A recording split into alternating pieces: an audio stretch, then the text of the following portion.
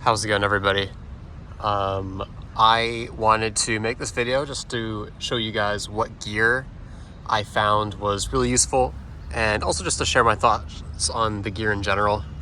There were some things that I thought wouldn't be useful and actually were, and vice versa. So I just want to share with you guys what I thought worked and how I use most of the gear. So I'm just going to start off with my sleeping bag. So with me, I had the Rab Mythic. I think there might be a number associated with it. 180. It is rated to 0 degrees. Even this time around, I still had to use an emergency blanket during the past couple weeks because it got pretty cold at night. And I wouldn't want to use a lighter bag than this, even with an emergency blanket. It would be pretty uncomfortable. And then along with the sleeping bag, I also had this Rab stuff sack. Came with the sleeping bag. Really actually like this thing. It's waterproof, so it just gives a little bit extra layer of redundancy if your pack gets wet, to keep your sleeping bag dry, because you could be in some pretty hard situations if your sleeping bag gets wet. And I know some people say that you don't really need this, and that's fine. I mean, whatever works for you. Although I will say personally for me, since I didn't have a pack cover, I only had my pack liner. Only having one, layer of redundancy when it comes to keeping my things wet or keeping my things dry, it can be pretty sketchy sometimes, because you could die from exposure if you're not careful with keeping your things dry. And sometimes just having one extra layer can make the difference between life and death. So personally, I'm glad I had this thing. If I was doing like a shorter trip, maybe it's not entirely necessary, but it's also incredibly lightweight. And honestly, it's kind of nice to have compartmentalization when it comes to your pack. So I also had my rain pants. So this is the Eye Creek, some brand from Eye Creek. These things are totally ripping apart. There's holes here. The pockets also have holes in them. So I'm probably gonna have to throw this away. Like, when I put my phone in my pocket, there's like a massive hole in it. It'll just drop straight through my pant legs. So, yeah, these things are pretty beat up. One thing about this is that there's a mesh lining. I found that what's happening is the mesh is ripping. So, I think the waterproofing is still okay. Like, this layer I think is waterproof, and that seems to be holding up okay. It's just the mesh that's ripping apart. But other than that, I found I really like these things. Would I get another pair? Probably. I might try out a different one just to try it out, because this is the only pair of rain pants I've ever had. So I might try out something different just to see how I like something else. But this one, I think, did a great job. It doesn't keep you completely waterproof. It'll keep you waterproof for like maybe 4 hours of rain, and then the rain starts to permeate through. Which I think happens with pretty much any pair of rain pants given enough time, if it just keeps on raining constantly. But this one I did like. What I did part of the time when it was dry is I just tie up the pant legs and put some of my smaller stuff inside, like first aid kit, that sort of thing, just to keep things a little bit more compartmentalized. And then as far as other clothes, I had one pair of extra underwear, cotton. Again, I found I like the cotton. It just feels more comfortable with me. I did find I got a little bit of chafing on the 42 Traverse, which is the part right after Whakapapa and the Tongariro crossing. But that was because I think it was raining like 4 out of the 5 past days, and then everything just got really damp. And I think it's just kind of hard to avoid chafing in general in that situation. But I think the cotton, I'm sure it contributed to it partially. But I'm glad I had these overall. There was only like one minor incident where the chafing happened. Other than that, they were completely fine. And then I have this Hawaiian shirt, which Ian gave me in Dunedin. Yeah, I didn't really wear this at all, but kind of nice to have this, I guess, as like a towel. I mean, it probably would have been better to have like a microfiber towel, but I mean, it was still nice. Originally, I thought I was going to wear this in towns as just like I could hang out and with it, but it was pretty cold in all the towns, and I couldn't really survive in a t-shirt. I'd have to wear like a sweater over it. And at that point, why are you even wearing a Hawaiian shirt if you're going to wear a sweater over it? So, yeah, it was a good pillow though. I feel like it was decent as a pillow. I mean, the thing is, it's completely cotton, so it just absorbs water like crazy. It's like a sponge. It takes forever to dry out. So it was a little bit annoying. And I would also keep all three of these things inside of my sleeping bag stuff sack, because this sleeping bag is small enough where it doesn't actually take up the whole thing. I can fit other things inside too. Here's an emergency blanket. I actually didn't start the trail with this thing. I didn't start the trail with this thing either, but this one I got when I was hitching to Levin from Sanson, and some guy I was hitchhiking with was like, do you have an emergency blanket? And I was like, no. And he was like, here, I'll give one to you. And I was like, okay, thanks. And I didn't want to refuse because I didn't want to be rude, but I actually did end up using this a couple dozen times. I don't think I would have died without it, but it would have been very uncomfortable some nights. At first, I was a little bit on the edge about this thing because, well, at first I didn't know, are you supposed to put this inside the sleeping bag or outside of the sleeping bag? And AI told me it was supposed to go on the outside, so I said, okay. So I put it on the outside. This was on the timber trail a couple weeks ago, and when it was getting pretty cold, and condensation started forming on the underside of the blanket. I think because just this is kind of creates a barrier of cold and warm air, and wherever there's warm air, condensation is going to form. So I was worried about my bag getting wet, and I could feel little droplets of water on the inner side of this thing. It's possible it was even like sweat condensating. I'm not exactly sure, because this is very not unbreathable. But I think it did make a difference. Like when I was in my tent and I was freezing with just the bag, I would put this thing over, and even though it was a little bit damp, I felt warmer during the night. Had an easier time going to sleep. So I think it definitely made a difference. Pretty lightweight, so I don't think there's any harm in not bringing it. If I was just doing like a weekend trip, I would not bring this though, because I think the chance that this is going to make the difference between life and death is very small. And it's kind of bulky, and it's loud, and it gets everything wet. So I'm kind of on the fence about this thing. It dries pretty quick. I will say that. It dries very quickly. But if you're in a tent, I mean, you're going to be waking everybody up because it's crinkling all night. So I don't know. On the fence about that one. But I did come in handy, especially on the North Island when it got very cold. So this is my waterproof bag, and then I have things inside of it. So the brand is Night Size. Inside we have a lightning cable. We have one 10,000 milliamp hour power bank and a second 10,000 milliamp hour power bank. And unfortunately, despite these both being Anchor brand power banks, they actually take different. This is USB-C. This one is like the old-fashioned Android charger. So I have a USB-C charger and an old-fashioned Android charger. So I have 3 charging cables, and that is a little bit annoying, but I also have this charger block, which I got from Best Buy back in the States, and it has 3. So I can actually charge my phone and both power banks at the same time if I need to, which is nice at the hostels when there's only like one outlet available. Else inside here I have my passport, which definitely don't want to lose, so I just keep that in there all the time. Some hostels require you to show it, so I have been taking it a couple times, but not often. I have a pen, never use this. I'm still not sure why I would need this, but I don't know, you never know, I guess, and it's pretty lightweight. I also have this. This is like Kleenex. There's only one left, but I want to keep that dry because wet Kleenex are not fun. It's just random receipt. And then we have toilet paper. I used to keep this toilet paper in like a separate bag, which I'd keep on the outside of my pack, but Ziplocs get holes in them, and you guys probably might not be aware of this, but when toilet paper gets damp, it's incredibly hard to use.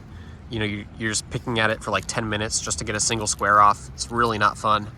So recently, like about a month ago, I've been starting to keep toilet paper inside my waterproof bag. I guess really it's only an issue if it's going to be raining like nonstop and you have an old Ziploc bag. If you have a new Ziploc bag, I'm sure it's fine. But yeah, that's what I found. It's kind of nice to keep it in there. And then this is my pack liner. It's pretty big.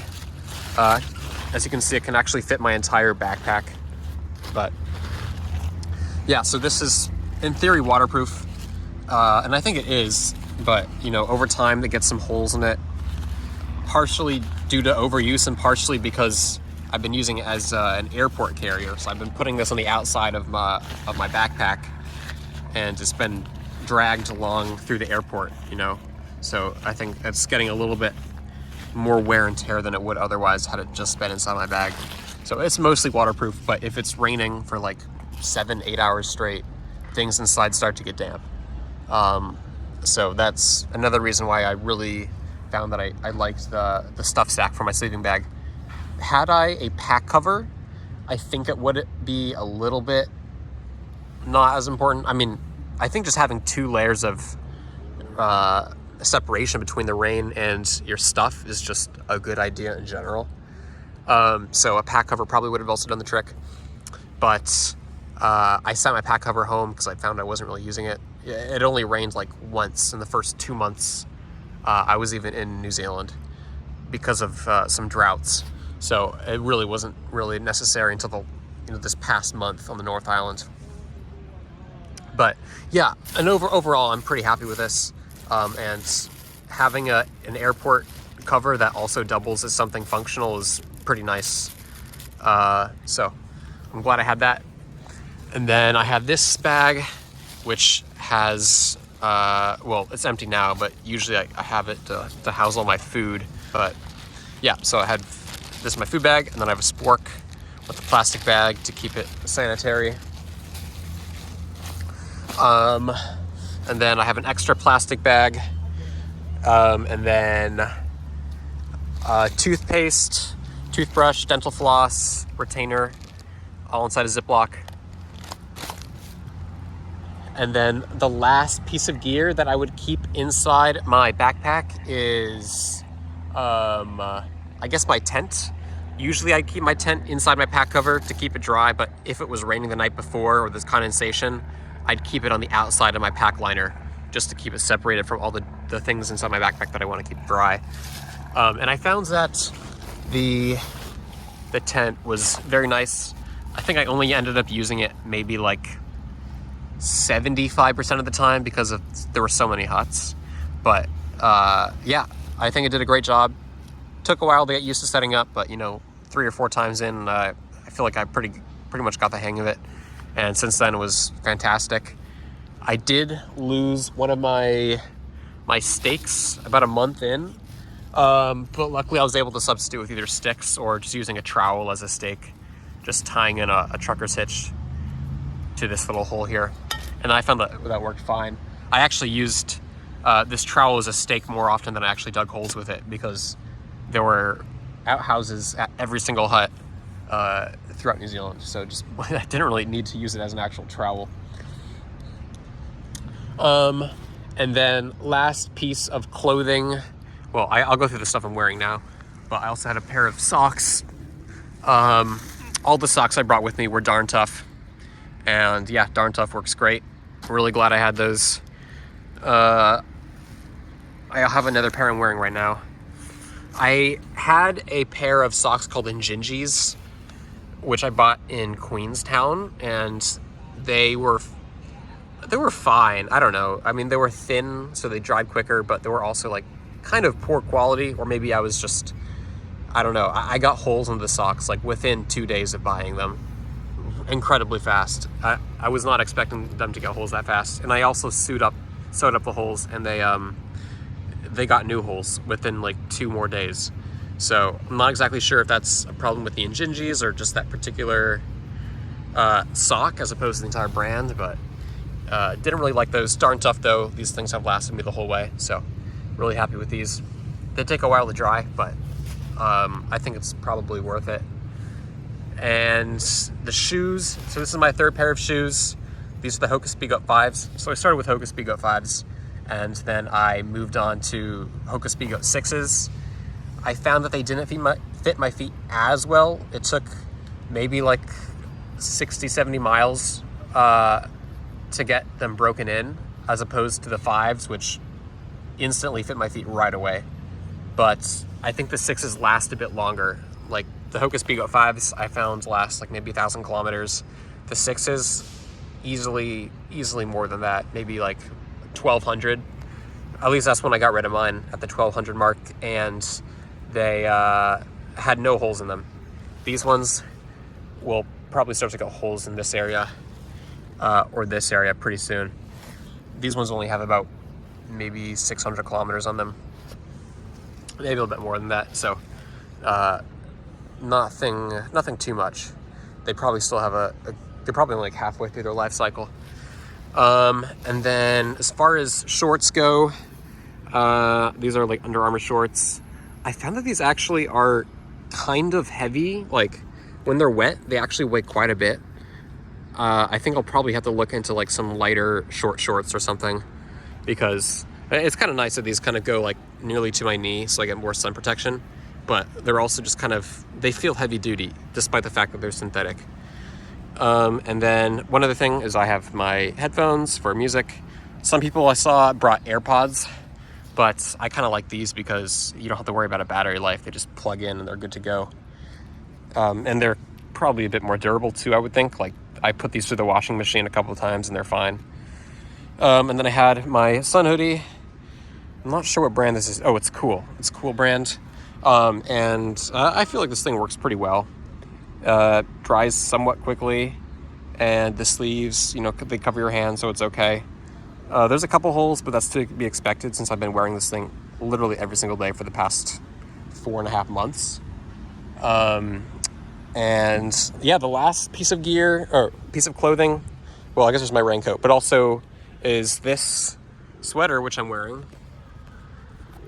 So this is the MacPack Nitro Polar Tech Alpha. The material is a material called Alpha Direct, which is some special form of knit, which was developed back in 2012. And I feel like this thing works fantastic. It's super lightweight, super quick drying, and it's incredibly warm.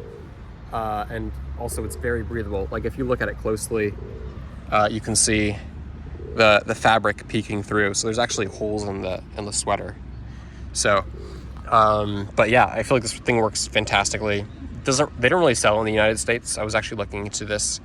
There's a couple like boutique retailers that you can buy it, like, or something on the internet maybe, but very difficult to find it in the United States. But they sell it at MacPack, which is a outdoor store in New Zealand. But I'm glad I found out about it. I wouldn't have even known about it if it hadn't been for this thru hike. I met some other dude who was wearing it and he was raving about it, and I was like, oh well, I gotta try it out, because I was picking it up and weighing it and comparing it to my other fleece sweater, and I mean, this thing is like 10 times lighter. It's incredible, and it's just as warm, if not warmer. And then this is my rain jacket, kind of falling apart. The waterproofing has definitely seen better days, but I'm happy with how it worked out. I mean, I've gotten a lot of use out of this. I think it's like 3 or 4 years old, the North Face. But yeah, I think I did a fine job. I mean, it kept me warm. I've seen some like outdoor research rain jackets that are lighter weight than this, but they're certainly not anywhere near as warm. So I'm happy with how this one worked out. Probably need a new raincoat in the future though, because, you know, there's massive holes in it. Yeah, there's also one other bag which has like EpiPen first aid kit in it, which I left at the hostel because I was being dumb and I forgot to bring it. But I'm gonna show you guys that right now.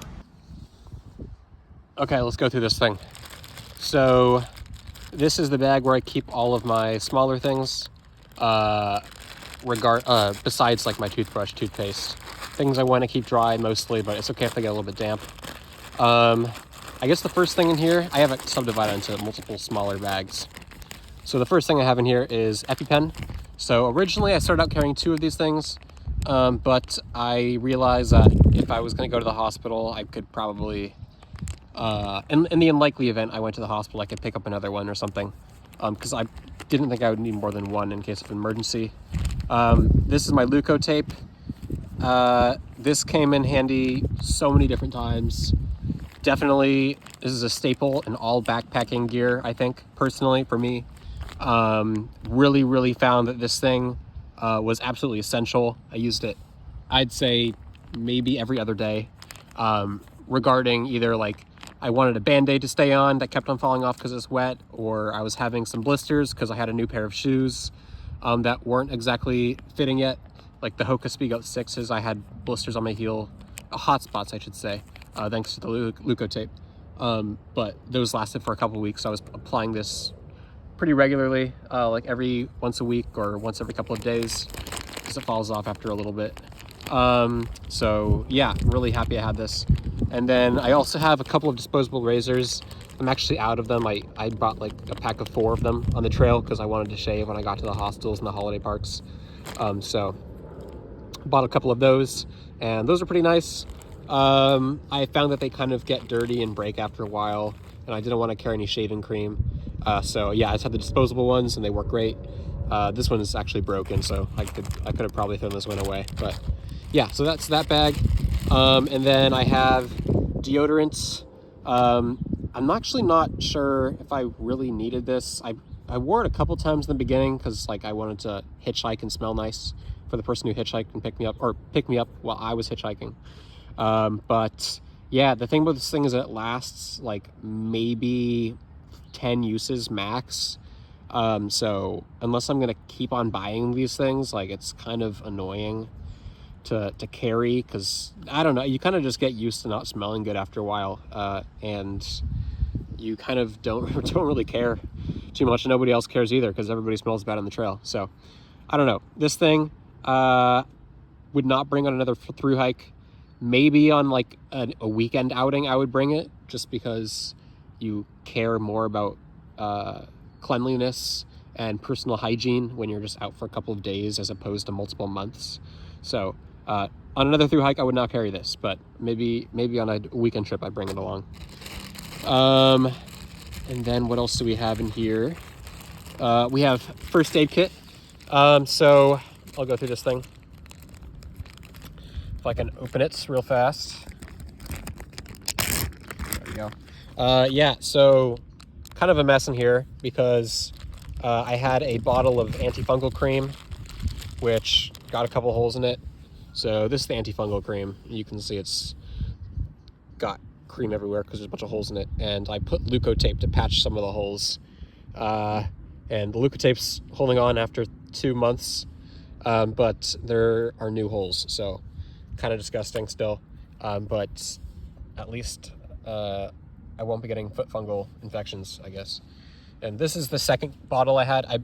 The other one I have is a little bit stronger, but I don't have as much of it, so I had this as backup, and I was using this predominantly. Also in the first aid kit, everything else in here is also covered in the antifungal cream, so it's all pretty nasty now. I have Band-Aids. I'm gonna have to throw these away because, again, they're soaking wet and they're mixed with like antifungal cream, so Band-Aids. We have Benadryl. I probably need to throw this away too. I probably need to completely go through this entire first aid kit and throw everything out because it's just covered in antifungal cream. Hydrocortisone. We have acetaminophen. We have another Band-Aid. We have, I believe this is like a wipe. Or no, this is, yeah, an iodine prep pad. So this is basically just like a wet wipe. We have ibuprofen.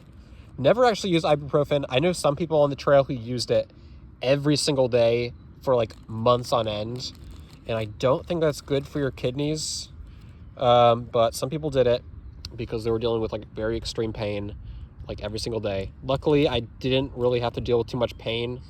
I mean, there was a couple times that I had hot spots like I was breaking in a shoe, but that was very few and far between, and the Luca tape easily handled it. So nothing, and I had Achilles pain a couple times, but just sitting down, taking a break, did the job. And when I was in the Richmond range, I took a rest day, and that seemed to get rid of the Achilles pain. So I think pain management, I guess ibuprofen is probably good to have as a backup. Honestly, I even give away some of my ibuprofen to other people. So maybe just keeping it as an emergency for others is worth carrying, because some people really, really need this stuff if they're in a lot of pain. I also have some antibacterial ointment. There were a couple times when I split my hand on like golden speargrass. I probably should have applied this then, but I was like, I'll just rinse it out with water. And then I put on some Leukoplast, and I didn't end up using it, although I probably should have in retrospect, just in case, because you never know about infections and stuff, and that can take you off the trail for weeks on end. Yeah, I have 3 of those. Didn't end up needing any of it, but I'm glad I carried it, because personally I'm afraid of infections. I just don't want to have to deal with it. Yeah, so that's all of my first aid stuff. I don't think there was anything I really felt like I was missing. I don't know, some people were like, I've talked to, not doing through hikes, but just in general, are much more on like the heavy duty on the first aid kit side. Like they'll bring like tourniquets or whatever. Personally, I feel like it's sort of like the 80-20 problem. Like if you just carry 20% of the gear, you can solve 80% of the problems. And given the fact that really you only face first aid problems like once a month, or maybe once every 2 or 3 months, 80% of the time means that a vast majority of thru hikers will be completely fine with just this small amount of gear. Again, and there's some stuff where you do need to go out and maybe buy something. Like for example, when I had the fungal infections, I had to go out and buy antifungal cream, because that's not in this is like my normal first aid kit. It does not include antifungal cream, so I had to go out and buy that. But luckily a lot of stores sell that, and you can just go out and buy it. You'll survive a day or a day and a half until you can get into town and buy something that you need. So really your first aid kit just has to last you until you can reprovision more fully. It's not really worth carrying antifungal cream for 4 months in case you get it, because if you get it, you can just survive a day and then go buy it, and it'll save you a lot of weight. And then lastly I have in here is some small tent repair stuff, I guess. This kit came with my tent, and I felt bad about throwing it away, so I just have it. I think it's just like spare, I'm actually not even sure what this is, honestly. I also have another roll of Leukotape, because I was paranoid about losing one roll, so I wanted to have a backup roll. I think this is like a spare zipper, and I think this tape is like seam tape, so you can tape some seams that rip, I think. I have no idea how I'm supposed to put on a zipper, so I don't even know what I would do with this, but good to have it as a backup, I guess. One thing I will say that I think I should have brought as a backup that I didn't bring is a buckle. I think you can make the same argument with like the antifungal cream, like, you just have to survive until you can get to town and you can buy one. The thing is, I don't think many stores sell buckles. Like the number of outdoor stores there are in New Zealand is a lot, but I would only be going to an outdoor store like maybe once a month. Like Nelson had one, Christchurch had one, Auckland has one, I don't know, Queenstown has one, and that's basically it. Like a lot of the small towns don't. Like they'll have a dairy or a small convenience store, but they won't have things like outdoor gear. So I think a buckle would really save a lot of pain if I had a broken buckle, because if your waist buckle breaks, you're in a really bad spot. Like it's incredibly painful to walk, and you walk extremely slowly, very annoying. So I could see myself carrying that potentially. I don't know. I sort of have mixed feelings on it. Maybe just like a small buckle, because to be honest, I don't think a buckle would break under normal conditions, I don't even know why a buckle would break, because the straps are pretty strong on packs these days. So, but I feel like the repercussions of not having an extra would be pretty severe. So I don't know. That's something I maybe would do. Maybe just like a small buckle. I don't think a buckle needs to be like really big for it to work. But that is just something I'm thinking about. Honestly, I probably won't go out and buy one. It's just something that was on my mind. It's something maybe I could do. I haven't really gone through many other thru hikers gear, like first aid and that sort of thing. So I'm not exactly sure what a lot of other hikers carry, but this is what I carried. Most of the stuff I used. One other thing that's not here is when I was in, I don't remember where it was. It might have been, where was it? Hokitika. I think it was Hokitika. With my parents, I bought some Band-Aids that were called Leukoplast. I think it was basically just Leuko tape with like a felt pad in the middle. So it was like a Band-Aid that just stayed on much better than a normal Band-Aid. I think in the future, I would definitely swap out all of my Band-Aids with Leukoplast, because that stuff is way nicer. It lasts in the rain. It'll last you a month. I had a Band-Aid that was on my leg because I cut it on some golden speargrass, and that lasted me. It didn't fall off for like a month. I had to tear it off after a month because I didn't need it anymore. But that thing was just glued on there. I was walking through like knee-deep mud, and my shin, which is where the Band-Aid was, the Leukoplast was, stayed on completely the whole time. So I would definitely buy that again. That was pretty crazy. But yeah, I think I'll have to replace all this stuff. I don't think it's very expensive, so I'm not really worried about it. But yeah, back to the other things.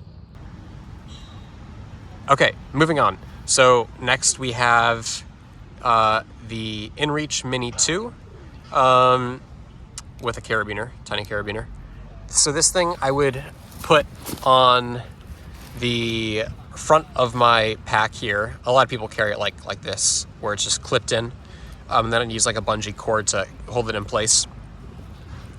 Honestly, I probably could have kept it in my backpack, though. I didn't really need to use it too often. Like maybe once every other day, I wouldn't have internet and I need to check in with my parents or something, or send a message saying where I was at.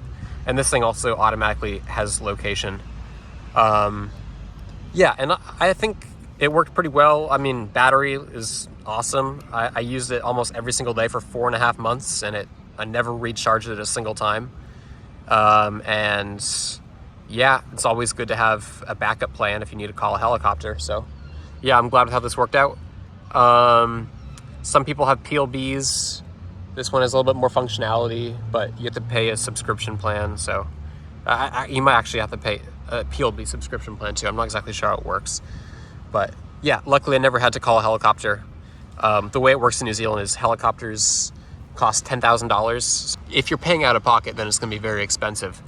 But if you get an injury, specifically an injury, it can't be like a sickness or you're getting hypothermia. It has to be like an actual injury. Then the New Zealand government will pay for the helicopter. So that's kind of like a little loophole to get a free helicopter ride if you need to, is get injured. So if you have hypothermia, just break your ankle and then you'll get a free helicopter ride, and you don't have to pay like $17,000. Okay, sunglasses. I lost my sunglasses case a couple weeks ago, so I have been using toilet paper to keep it somewhat safe. I don't really know if it's working, but yeah, sunglasses. I feel like these have been pretty useful, at least on the South Island. Nowadays on the North Island, it's kind of cloudy, so I don't really need them as much anymore. And it's also like only daylight for like 10 hours a day, so it's not really bright outside anymore. Yeah. And then one other thing that is missing here is sunscreen. I ran out of sunscreen like a day ago, and I didn't want to buy a new bottle because I have to throw it away through at airport security. But New Zealand has like 50 FPS, SPF, not FPS, that's frames per second, 50 SPF sunscreen. And you can buy like a 200 milliliter bottle or something. So I've been doing that, and so far no burns. So yeah, doing pretty well with that. As far as my backpack's like pouches. This one I would keep for granola bars exclusively. And then recently I've also been putting like $1 and $2 coins in here because at laundry machines you have to pay with dollar coins. So it's nice to have like a supply of those. So I keep those in here because dollar coins just fall out of my wallet. And then in this pocket, I would have this collection of items. Headlamp with a pair of batteries in here. I have some Vaseline for chafing and also for like hangnails and dry skin, things like that. I have lip balm. I didn't really use this too much, but I guess it's nice to have lip balm when you get the chance. I mean, Vaseline probably would have doubled as lip balm, but I guess this has like some SPF protection or something. Lighter. Only used this like 2 or 3 times, but it was nice to have when I used it. And I guess in theory, it's like a good backup plan. I don't know. I kind of have mixed feelings on this whole like fire starter as a way to get warm, because the times when you really need to get warm is when you're wet and it's raining outside. And that happens to also be the time when it's extremely difficult to light a fire. Like lighting a fire with wet kindling and wet wood is nearly impossible. In which case you're probably going to be close to hypothermic and this is going to be useless. So maybe if I had a fire starter that I kept with me, it would be good to pair with this. Definitely something I'll be doing in the future is just carrying like a tiny little fire brick with me, just in case. And also starting fires is having a fire pit is kind of fun. So I think I'd be doing that more in the future. And then I have fingernail toenail clippers, also good for cutting things like thread, or if you have any loose pieces of thread coming off your clothing, then you can cut it to keep it from unraveling your clothes. And then this is antifungal cream for the fungal infections that happen. So this was given to me by Bill. You guys probably saw in the other clip, but there's another bottle that I keep in the other bag. But I think this one's a little bit more powerful. And I've kind of been rationing it. Haven't really needed it much since the South Island. Luckily, it's been pretty dry, or more dry than the North Island, less mud, so not as much to worry about. As far as water containers go, when I started out, I had a Katahdin Be Free, so something very similar to this with a different bladder. Katahdin has its own bladder that they have. What I ended up doing was taking out that bladder because I'd used it so much the bladder got a hole in it. A couple holes in it, actually. So I went to an outdoor store and I checked to see if there were any water bottles which had an equivalent size mouth, which I could just, swap out a new bladder with the old one, because the filter works just fine. And in New Zealand, not sure why, maybe it's tariffs or something, or maybe it's just they're trying to get some extra money, but it's about 3 or 4 times as expensive to buy a Katahdin Be Free water bottle in New Zealand as it is in the United States.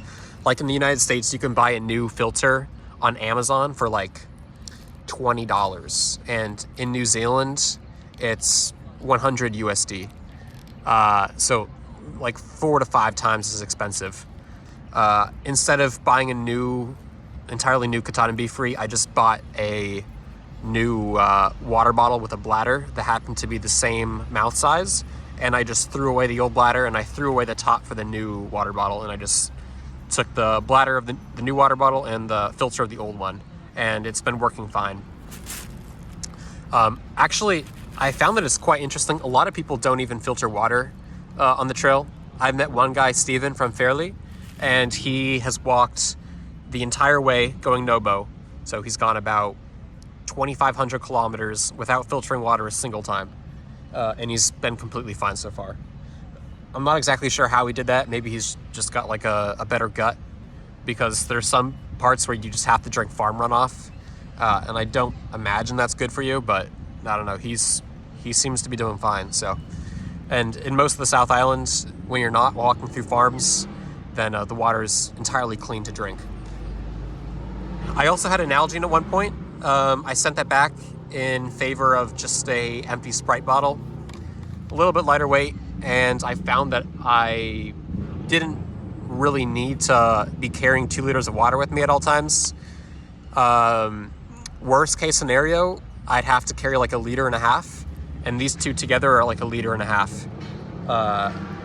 liters. To get the next water source,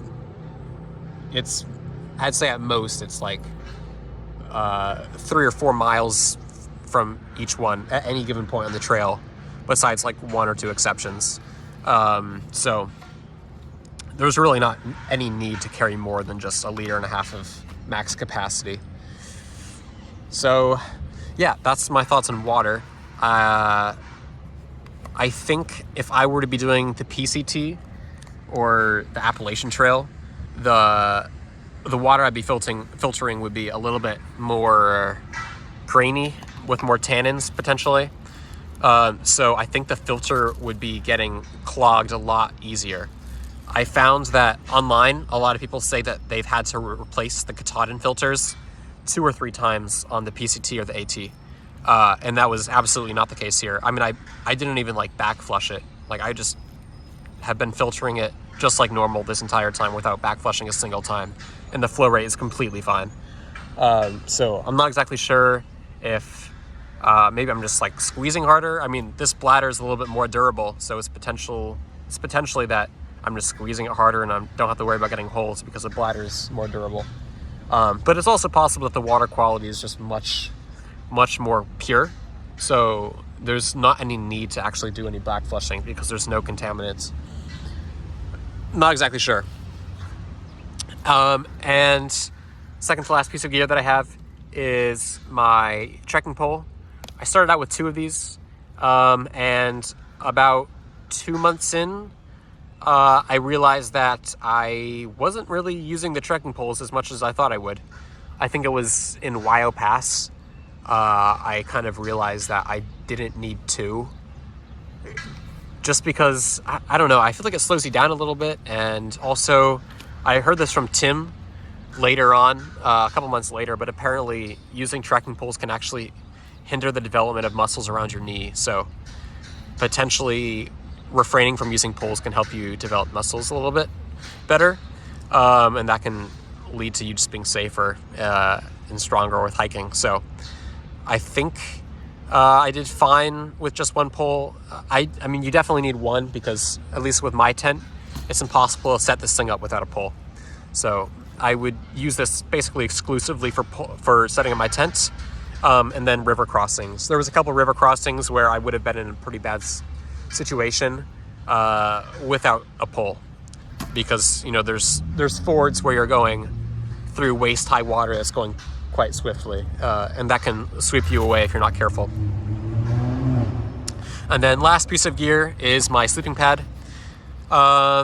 This is like the one piece of gear that I feel like sort of underperformed. I mean, it did the job. It's pretty lightweight, I guess, but it's sort of bulky, and also it's pretty short. It doesn't actually go all the way to my feet. It stops at around my knees, and then it's missing like a foot of length in order to keep my feet warm. So I found at night, especially when it gets cold, my feet would get cold first because the pad wouldn't actually reach to my feet, which was kind of annoying. Like, I feel like this was just a foot longer. It would have been way nicer. And it's also a bit bulky. So my backpack, I can fit this thing inside my pack liner. It's kind of tough. Like, if it's raining outside, I have to jam everything inside because I want to keep my sleeping pad dry. And it can be difficult to do that, fit everything inside the pack liner if I'm also keeping this in here because it's just so big. Like, if I had an inflatable pad, it would be a bit heavier, but it would also be like half the volume. So much easier to fit things inside. So yeah. And then I guess last piece of gear would be my backpack itself. So I had the EULA circuit. I've had this thing for the past 8 years. I really love this thing. I mean, if I get a new backpack, I have another backpack at home, but if I were to get a new one for any reason, I would definitely get this brand again. It's probably this exact model, just because I know I like it and I know how it works. And I feel really, really comfortable with it. I've had this thing. This is like the oldest piece of camping gear I have is my backpack. The only thing that I will say about this thing that I felt like could be improved is, I mean, it's not even an improvement because it's not really the pack's fault. It's just so old that the frame there's a hole in the top, so the frame kind of pokes out when you're walking. So I feel like, I'm sure if I just got a sewing machine, I could sew it up and it would be fine. But, and that's not a problem with the pack. It's just a problem with how old it is. Yeah.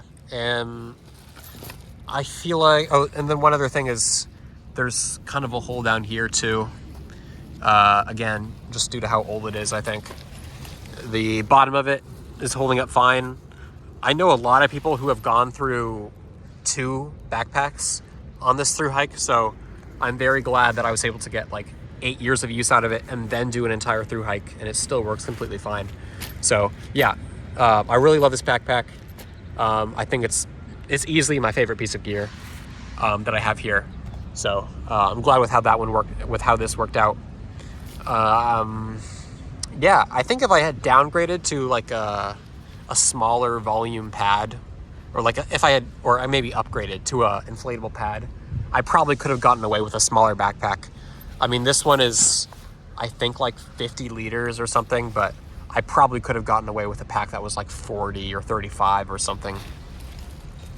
And the thing is, a lot of people, I think, kind of forget, having a light pack, having a light base weight does not mean that your pack is going to be light.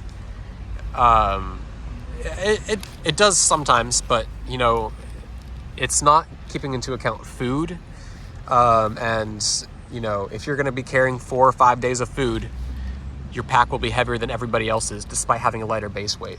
Like there have been times where I'll have I have a very light base weight. It's probably like 13 pounds or something. Pretty good. Maybe even lighter than that. Actually, I think my base weight might be like 11 or 12 pounds. I don't know. It's pretty light. Regardless, it's pretty light. And there's been times where I go to the grocery store and I'm hungry, and I just, without thinking, I buy like 7 days of food, and my pack is immediately heavier than every single other person's, despite having a very light base weight. So there's times when you have to step back and make sure you're doing good shopping and buying the correct things, because just because you have a light base weight does not mean your pack is going to be light. Yeah, so I guess everything in your pack matters. It doesn't matter if it's food or what. All these things add up. So I hope this helps you guys. And this is kind of a long one. Maybe I'll split this up into multiple videos. But this is just my thoughts on the different pieces of gear that I've had. What worked well, what didn't. Yeah, hope you guys enjoyed.